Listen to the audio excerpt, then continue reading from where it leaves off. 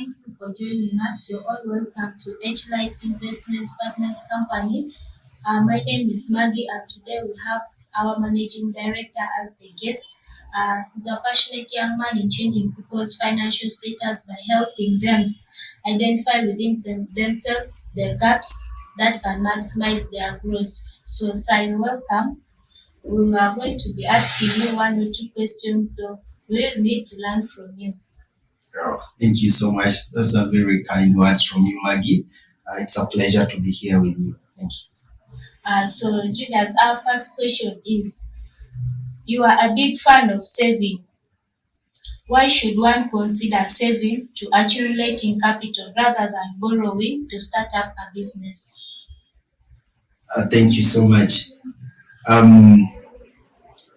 Excuse my language, but if you decide to be foolish not to save, don't add stupidity to borrow to start a business that you don't know its mechanics, how it runs. You don't have any business profile to show as to why you should borrow to back up that business. Most oftenly than not, most people borrow not to fund the business, but to fund a lifestyle. Okay? That's why you find people struggle with loans. The only reason as to why a person should borrow is to increase his or her earnings, to boost the capital that you have. One of the reasons of failure in business is that we expect borrowed money to finance every step of the business without knowing the profile, how the business will go, is going to catch up, how the business is going to behave, the changes, the challenges, you look at competition. You have not learned it, but you borrowed to fix into a business that you don't know. So I really discourage the idea of borrowing to start a business. And of course, when we talk about borrowing, because I want to bring this at the aspect of the Bible, because in most cases, we Ugandans, we Africans, generally people, when they face a challenge, they give it to God. I think God is busy upstairs working on very big things, very big projects, but we bring God to small things. I want to answer this, and this is a very simple verse. I want you to check on your Bible, Proverbs chapter 22, verse 7. He says, the rich, not the intelligent, but the rich will rule over the poor. Then it continues to say, so first note that the rich rule over the poor. And you can connect it with Ecclesiastes where they say there was a city where the enemy came to besiege, to take over. But there was a poor man who had the intelligence to save the city, but nobody could listen to him because he was poor. Are we together? And then that same Proverbs 22:7 continues to say, a borrower is a slave to the lender, not a friend, not an accolade, not a business partner. It is not a buddy, but you become a slave to the lender. You have to work hard to pay interest, to pay associated costs that come with that loan. So I really discourage people to borrow to start. You only borrow to boost up the business that you're doing already, because you already know the profile of the business, you know the risks, the challenges, the competition, you know how to organize it. So the loan only comes to boost up your growth, but you don't need to borrow recklessly. So the point here you're trying to tell us, when you want to start up a business, you should save up to start up that business and not to borrow. True. One of the ways of raising capital is for you to save. There are other things that you can look to get capital. For example, you can look at yourself, what can you do? You are a very big person. Even when you have money and you don't have the capacity mentally to manage that business, to fail. Two, in case you are already operating a business, before you think of borrowing, look at the profits that you get now. You reinvest in them back. You look at idle resources around your compound, around your community. You can use them to to start a business, there are so many things that you can use to start a business other than you running to borrow.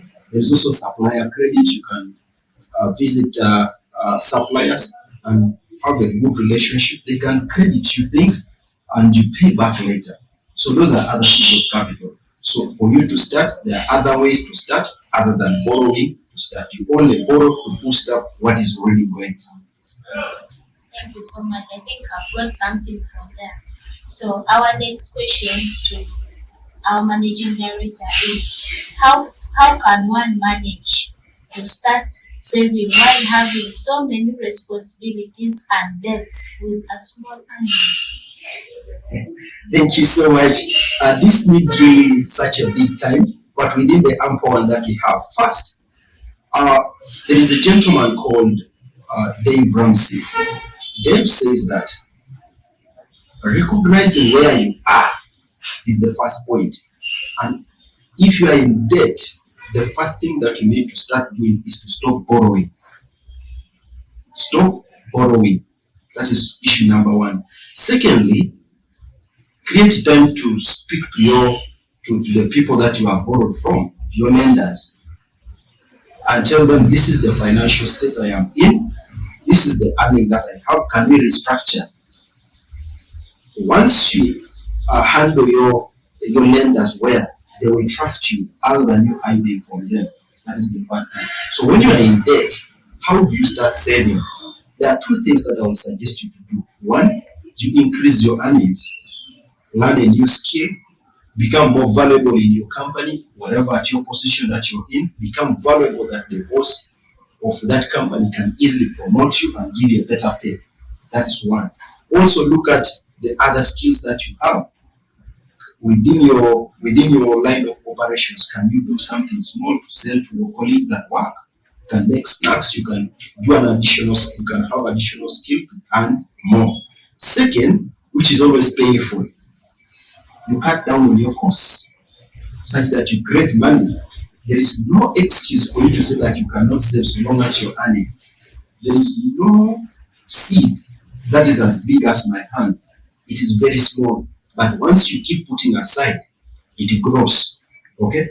When you read 2 Corinthians chapter 9, verses 10, it tells you, he who supplies the sower with the bread, he also supplies with the seed. So in every money, however small it is, whatever responsibilities you have, you need to acknowledge that there is a part of it to go to savings.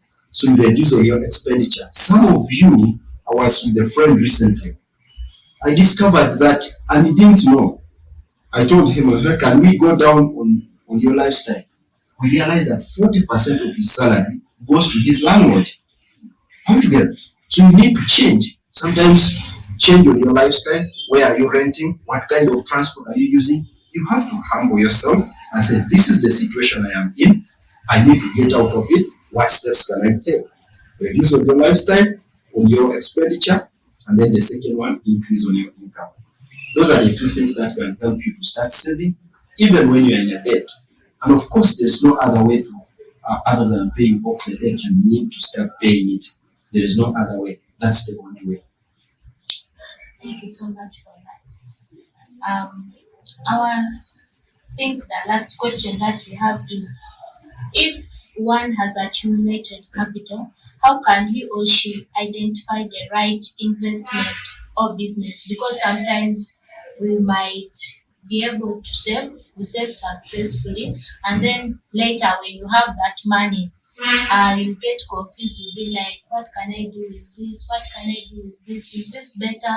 Sometimes you don't really get the best advice from people. So I'm very sure you have some experience for that. Can you please educate us on how we can think of the right business to start up to save money? Oh, thank you. I am not going to promise you to tell you that you do this business, okay? But you need to look into your society and identify the gap. These are ways you can identify business that you can service. Of course, we encourage you to do the business that is in line with your passion, something you're passionate about, because it's your passion that drives you to make sure that you succeed in serving the clients that you're going to have. Okay? Because in every market that you're going to enter, There are two things for you to enter. You should give a solution that solves the customer's problem. Okay, you have to offer a solution that is fit to solve the customer's problem. Secondly, you have to be ready for competition. So for you to identify, I usually give these four steps for you to identify the business that you can set on. Apart from passion, first you have to identify what value you're going to offer to those clients. Okay, yes, I'm passionate of singing. How do I change this to become a business? Okay, how do I change singing to become a business? Okay, I have a friend at that time I was at the university. She had a very good voice. She decided to start recruiting other girls to sing with her in funerals. Okay, not just to sing to entertain people alone, but at the end of the day, they are paying you. So, what talents, what gifts, what abilities do you have? What are you passionate about? That is the first thing. Secondly, you can also identify the business through problems that people are facing. What challenges are they? The complaints people are having, repeated complaints. Those are all business opportunities. But then you have to figure out what is that thing within your community before you look outside. There is always a challenge within your community. Then once you are able to identify that value that you're going to offer, you need to figure out who are my customers. Okay, because the customer is the key. We have moved through 4 levels of business. First, it was relationship, whereby I could buy from you because I have a relationship with you. It moved to a product whereby I need a product that solves my needs at a cheaper cost. That is the second shift. Then it moved to a customer.